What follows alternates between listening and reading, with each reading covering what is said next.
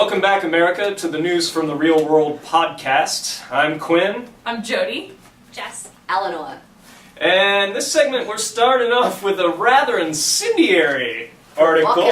Provocative. Take it away, Eleanor. Drama schools are a waste of money. You hear that, CMU? We're wasting your money. This is Hand over fist. Yeah, this is a student pick from TheGuardian.com by Matt Truman. And, number one student pick this week, something obviously the students feel very passionate about, that they're not wasting their money here at CMU. So basically, Paul Roseby, who's the head of the National Youth Theatre in the UK, has come out and said, drama schools are a waste of money. You can either act or you can't. Going somewhere for 3 years is not going to change that. What you really should be doing is getting training in how to sell yourself, and if you need training in a particular skill like voice or film acting, take a short course. Take a modular approach to your development as an actor.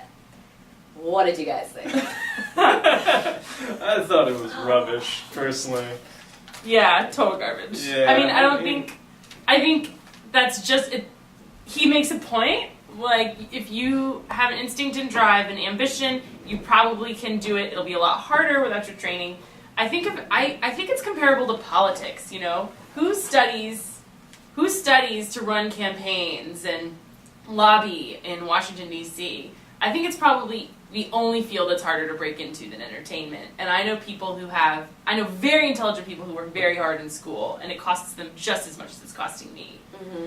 Well, I'll tell you, sure, there are a lot of successful actors that have made amazing careers without training. Yeah, and he's pointing to a couple, because the National Youth Theatre is basically you're 16 to 21, you can audition for this National Youth Theatre, and then you can be in productions that are on the West End and development of new plays. And a lot of people like Romola Garai and Matt Smith, who's last Doctor Who, have come out of that program, got agents, been picked up. Okay, he names these two, but the actors that I really love and respect, your Gene Hackmans, your Robert Duvall's, your Meryl Streeps, your Phil Hoffmans, your Daniel Day-Lewis's, they all went to drama school. Yeah. I'm sorry, Romola Garai, and who's the other? Well, he's citing UK examples. Some Doctor Who dude. Yeah. Okay, fine. He's making the point that it can be done, right? It can be done either way. You can go to drama school, or it can be done that way in any field. Exactly. If you're an entrepreneur musician, you don't have to go to school and learn how to play. You go to Juilliard and you become some great piano player. But look at everyone else who's in music school learning how to go for performing. The same thing can be said for that.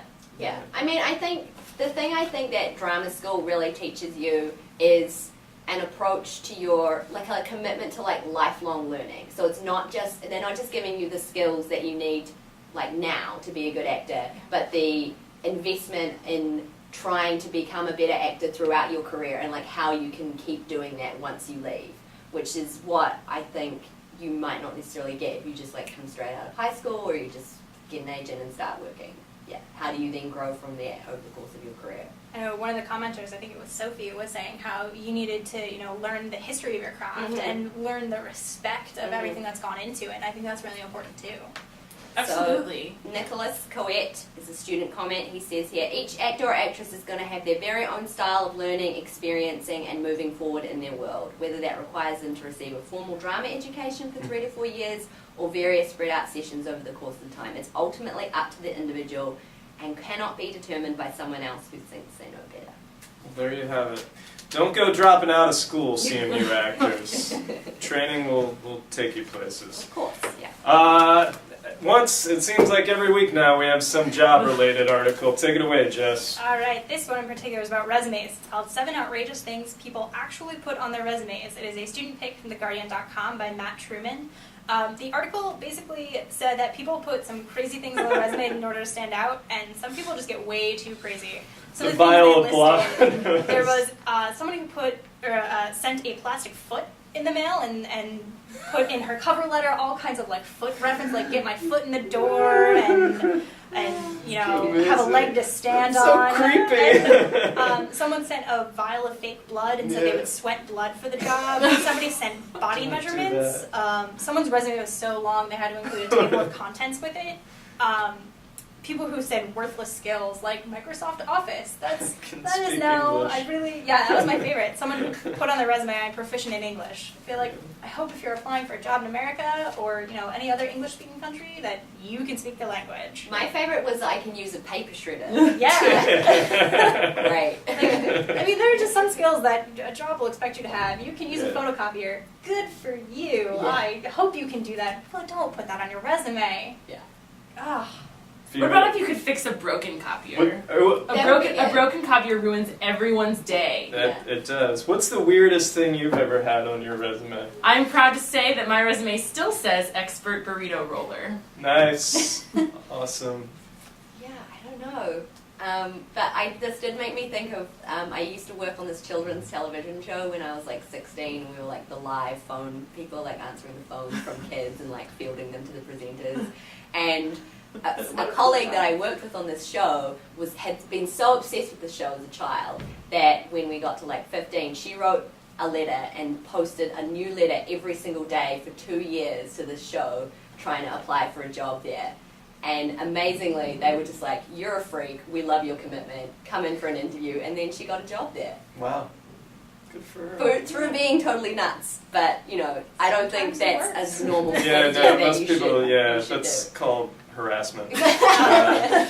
I think in high school I had I'm very polite, for my mother raised me right. Special skills. That's And it rhymes. special. Yeah, exactly. I mean, but as one of our commenters, Shannon, points out, I tend to think that those sorts of skills and interests are better off being brought up in an interview. If those things are going well and the employee asks you about what you like to do, there's actually an opportunity for a conversation to be had there because you're already on the phone or in the room with the employer, and that's when you can really make an impression, which I Right. think is a good thing, Those crazy things like... They talk about it meaning something to, this will be a conversation Yeah. starter, Yeah. but no, it's just so random and But odd, the and reason- chances your are it's not Your gonna... conversation starters have to have something to do with your Because the profession. Yeah. resume Yeah. is not to like show you as like unique or amazing, special. It's like, okay, do you have like what you need to do the job? Qualified. Yeah. That's your foot in the door, and then the interview is like your chance to. So I think the true Show lesson in here personality. is test drive it. Show it to somebody and be like, hey, is this special skill too weird? Yeah. I used to work at Moe's, so I can talk about customer service and rolling burritos, and it's totally relevant to what we do in theater. It is. And it got me my job at Williamstown. I'm dead serious. Mike Wade said, we might reuse some of those burrito rolling skills. And the next summer, I was his assistant. So, in charge of operations. Good for you, Jody. So, the difference is, I think, is ask somebody, hey, can I put makes balloon animals on on my resume? Maybe if you're applying for children's theater, that's a great thing. Exactly. So just ask somebody, maybe. Well, something a little more fabulous. Something a little more fabulous and glamorous. We're going to talk about drag performers of the decades past reunite for one last ball. This is an editor pick from the Pittsburgh City Paper by Bill O'Driscoll. Basically, this article was kind of like relaying the history of drag queens here in Pittsburgh and how it used to be much more difficult and people would get arrested just for walking down the street in their dresses.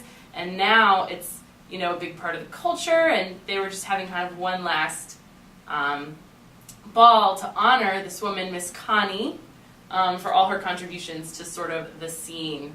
For me, one thing I found really weird about this article is when they were not consistent in their pronoun usage. Sometimes they referred to the drag queens as she, and sometimes they referred to them as he. And I was confused about how I was supposed to react to that. This is politically correct, politically incorrect. Am I supposed to point this out? Yeah. But it really tripped me up in reading the article. But they talk about kind of what the different icons meant to each person, and I don't know. I thought I was sad I missed it. It happened 2 weeks ago, October 26th. We were in tech, but I wish I would have gone. I don't know. I've only been to two drag shows now. Yeah. Both of them were here in Pittsburgh. Yeah. Yeah, it seems like there's quite a scene here. Yeah, It's cool. Yeah.